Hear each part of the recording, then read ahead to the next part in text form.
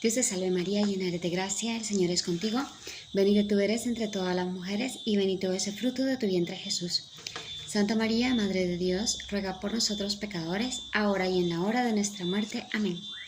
San Gabriel, ruega por nosotros.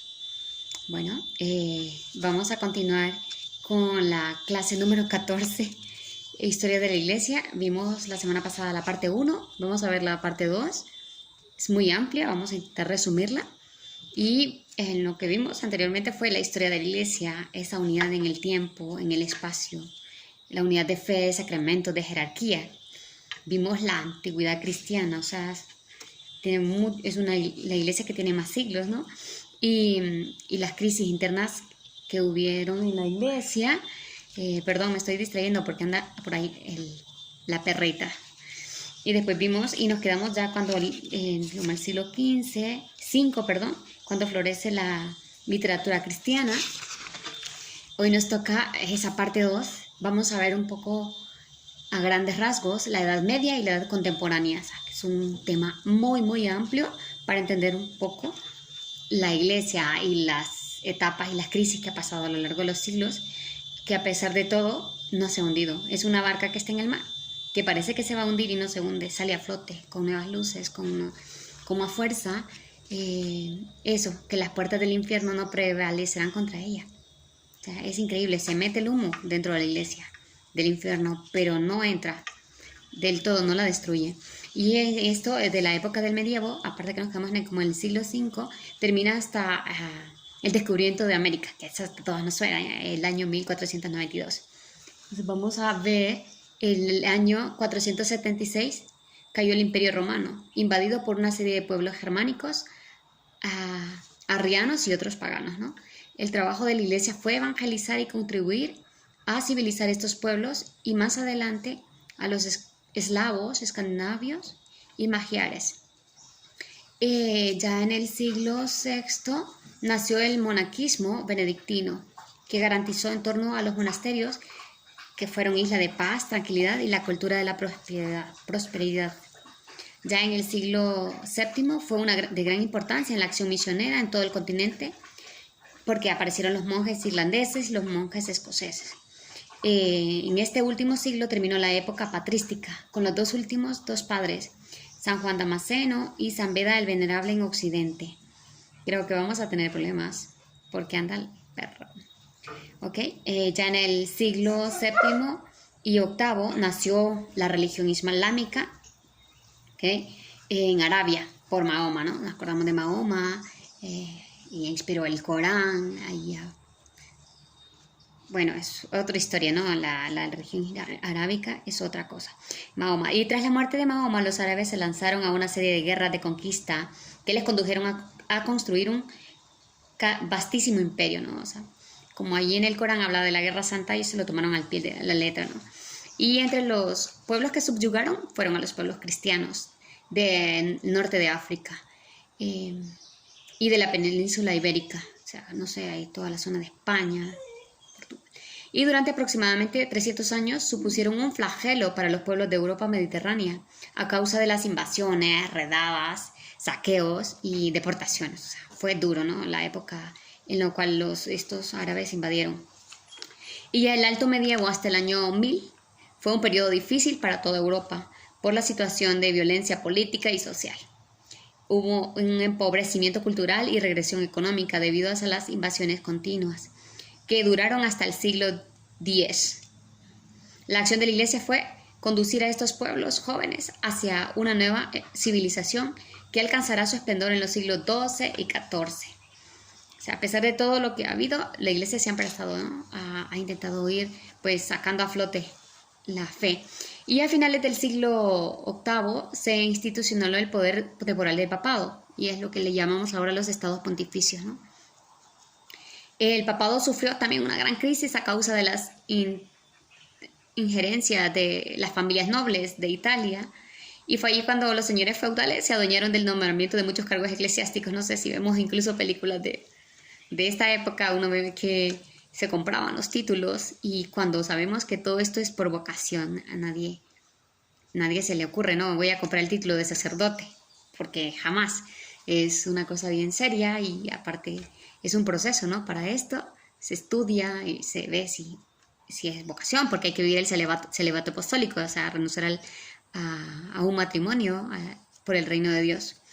Y ya en el año 1054 hay un hombre que se llama Miguel Cerulario, patriarca de Constantinopla, separó a la Iglesia Católica de los griegos. A ese es el cisma de Oriente. Abarcó a los búlgaros, a los rumanos, a los ucranianos, a los rusos y a los serbios. O sea, un obispo católico se separó de la Iglesia Católica e hizo su propia iglesia, eso quiere decir. Ya en el siglo XI vinieron las cruzadas, que eso, o sea, todas nos suenan las cruzadas, más o menos del año 1096 al 1291. Eso fue por la conquista y la defensa de Jerusalén, o sea, todos los lugares santos en los cuales habitó Jesucristo y que tenían relación con él. Ya en el siglo XIII y en el XIV viene el apogeo de la civilización medieval, las grandes realizaciones teológicas y filosóficas. Por ejemplo, aparece San Alberto Magno, Santo Tomás de Aquino, que es un boom, ¿no? Tiene la Suma Teológica si alguna quiere investigar un poco. San Buenaventura. Y aparecen las primeras órdenes mendicantes. ¿Qué quiere decir esto? O sea, religiosos que viven de la caridad, de lo que le den, y se dedican a predicar el Evangelio, ¿no? Y en el año 1305 hasta 1377 hay una doble crisis otra vez en el papado. O sea, el papa se trasladó a Aviñón, Francia, y poco después de su retorno aparecen el gran cisma de Occidente. Aparecen 2 papas, incluso 3. Pero sabemos que no eran los 3 papas, uno era el verdadero, entonces había que ver cómo se arreglaba la cosa. Y todo se arregló en el Concilio de Constanza en el año 1415 a 1418. Todo es así. Y en el año 1453, otra época impresionante, los turcos otomanos musulmanes conquistaron Constantinopla, poniendo término a la milenaria historia del Imperio Romano de Occidente. No sé si hay una serie de hecho que es de Mehmed II, ¿no? En el cual habla de Constantinopla como un chico joven, la verdad, de 21 años, conquistó Constantinopla cuando otros lo habían intentado muchísimo, lo habían intentado y todos habían fracasado, no habían logrado pasar esas murallas impresionantes y este chico lo logró. Entonces, pues eso también fue una gran crisis para la Iglesia Católica, ¿no? Porque ellos llegaron con su bandera islámica y a poner también su religión. Y ahora, después de esto, entramos a la Edad Moderna. Después de 1453, la caída de Constantinopla, llega a la Edad Moderna y termina hasta 1789 con la Revolución Francesa. Eso nos suena un poquito más. La Edad Moderna empieza con la llegada de Cristóbal Colón a América. Es una historia que a todas nos suena. En el año 1492, ¿no? Cuando llegó a estas tierras y, de hecho, la primera misa en América fue en las tierras hondureñas. Eso, comienza la colonización europea en varias partes del mundo, entre esas somos nosotros, ¿no? Y la Iglesia aprovechó este fenómeno para difundir el Evangelio. Vinieron religiosos, de hecho, a traernos la fe. Y en ese momento pasó la crisis del viejo continente, Europa, ¿no? Al mismo tiempo que se daba en la colonia, estaba pasando en Europa la reforma protestante, ¿no? Martín Lutero, un fraile católico alemán, empezó con nuevas ideas, sabemos que son 7 sacramentos y los abolió, solo dejó 2 y bueno, muchas cosas que empezó a hacer mal, se le llamó la atención, no quiso corregirse y se separó, ¿no? Y viene lo que es la reforma. Después tuvo seguidores como Ulrico Siglio, suizo, y Juan Calvino, todos protestantes que lo siguieron a él y fueron de ahí donde se derivaron las religiones estas, ¿no? De protestantes, ¿no? Las luteranas, las anglicanas, y también a la vez se daba otro cisma por Enrique VIII, que era un católico ferviente, de hecho había escrito tratados defendiendo la fe, y de repente, por quererse separar de su esposa Catalina de Aragón, porque no le daba hijos varones, dijo que no valía su matrimonio, el cual era mentira, y que se casó con Ana Bolena, y bueno, un gran disturbio. Sabemos que allí intervino mucho Tomás Moro, el Sir Tomás Moro, y como no estuvo de acuerdo con él, lo decapitó. Este es un mártir católico que defendió la fe. Entonces de ahí viene pues la iglesia anglicana, que Enrique VIII se declaró cabeza de la iglesia. Entonces son los anglicanos. De hecho sigue la reina Isabel siendo la cabeza de la iglesia. Todo eso pasó. Dentro de la misma iglesia fueron saliendo, ¿no? Eran de la iglesia, estaban en la iglesia, pero no eran de la iglesia. El anglicanismo, ¿no? Y separación de la iglesia en amplias regiones. Por ejemplo, todos ellos, los protestantes, llevaron todo esto y los anglicanos a Escandinavia, Estonia, Letonia, buena parte de Alemania, Holanda y la mitad de Suiza, Escocia, Inglaterra, y también llevaron esto a los territorios que habían colonizado, como Canadá, el Norte de América, las Antillas, Sudáfrica, Australia, Nueva Zelanda. Total, es que esto es una gran repercusión. Y hay un punto importante, que la Reforma Protestante tiene la grave responsabilidad de haber roto la milenaria unidad religiosa en el mundo cristiano occidental. O sea, convirtió dos campos. Por eso a veces cuando se lleva la fe a los paganos, no entienden por qué los cristianos estamos divididos, los protestantes y los católicos. Pero se debe a esto, a Martín Lutero, ¿no? Tiene mucho, mucho que ver con esto y todos los que lo siguieron. Y bueno, y después de esto, de la Reforma, aparecen otros enemigos de la iglesia, por ejemplo, los reyes que querían someter a la iglesia bajo su dominio. Querían controlar la iglesia, los nombramientos, todo, ¿no? Y ya en el siglo XVIII fueron fundadas las primeras logias masónicas, totalmente anticatólicas. De hecho, se reunieron hace un siglo para destruir la iglesia dentro de la iglesia. Y de hecho lo han ido logrando, ¿no?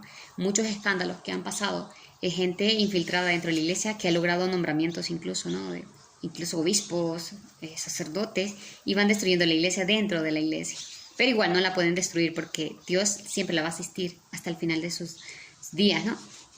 Y ya, eso empieza. Ya empezamos con la edad contemporánea, que es después de, hasta ahora, hasta el 2021, hoy 23 de abril del 2021, estamos en la edad contemporánea de esta, empieza desde 1789, ¿no? Con la Revolución Francesa. Esta Revolución Francesa fue terrible también para la iglesia porque abolió el calendario cristiano, una cruenta persecución a la iglesia católica. De hecho, tomó prisionero al Papa Pío VI y de hecho murió allí prisionero. Después, a la subida al poder de Napoleón Bonaparte, trajo un poco la paz religiosa, bueno, una relativa paz, porque después hubo conflictos con el Papa siguiente, Pío VII, y lo volvió a tomar prisionero, ¿no? Lo tuvo allí por 5 años. Así son las cosas. Y bueno, después de esto surgieron otras ideologías materialistas, liberalismo, socialismo, comunismo, la anarquía, todo esto siempre viene en contra de la iglesia, ¿no? En el siglo XIX el catolicismo perdió la protección del Estado, una actitud adversa, ¿no? De hecho, en muchos lugares se prohíbe, ¿no? Las manifestaciones públicas de la fe. No puedes tener un crucifijo o un cuadro de la Virgen, nada de eso, ¿no? Porque es adverso. Ya en el siglo XX, pues la iglesia se enfrentó a diferentes desafíos. Ya, eso ya lo sabemos, es más reciente para nosotros, la Primera Guerra Mundial, el comunismo soviético, la España nacionalsocialista, el fascismo en Italia, los masones en México, que no sé si les suena a la época de los cristeros, ¿no? Cuando mataban cantidades de cristianos y los masones, ¿no? Y ya igual, después de Pío XII le tocó la Segunda Guerra Mundial también. Bueno, la iglesia salvó a muchos hebreos. Se calcula que más de 800.000 hebreos, el Papa por parte de la iglesia. De hecho, esto se ha reconocido, ¿no? En la iglesia y en el mundo entero. Y ya después, Juan XXIII, como diríamos, hizo el Concilio Vaticano II, lo empezó, ¿no? Y culminó con San Juan Pablo II. Y allí es donde llega al punto culmen de la llamada universal a la santidad. Los primeros cristianos luchaban mucho y se esforzaban por ser muy santos en donde estaban y llevar la fe. Y después como que fue enfriando la cosa, ¿no? Porque ya no habían persecuciones tan arduas como las de los primeros, de Nerón, de todos los primeros emperadores. Pero ya con esto pues viene a recordarnos que todos los cristianos debemos ser santos, ¿no? En medio del mundo, en nuestras ocupaciones, ahí donde estamos, haciendo las cosas por amor a Dios. Bueno, esto es más o menos un resumen breve de la iglesia, de la historia de la iglesia. La clase de la siguiente semana, que es el tema 15, vamos a hablar de la iglesia en sí y la relación con el Estado. Dios te salve María, llena eres de gracia, el Señor es contigo, bendita tú eres entre todas las mujeres y bendito es el fruto de tu vientre Jesús. Santa María, Madre de Dios, ruega por nosotros pecadores, ahora y en la hora de nuestra muerte. Amén. San Gabriel, ruega por nosotros. Santa María, esperanza nuestra, esclava del Señor, ruega por nosotros.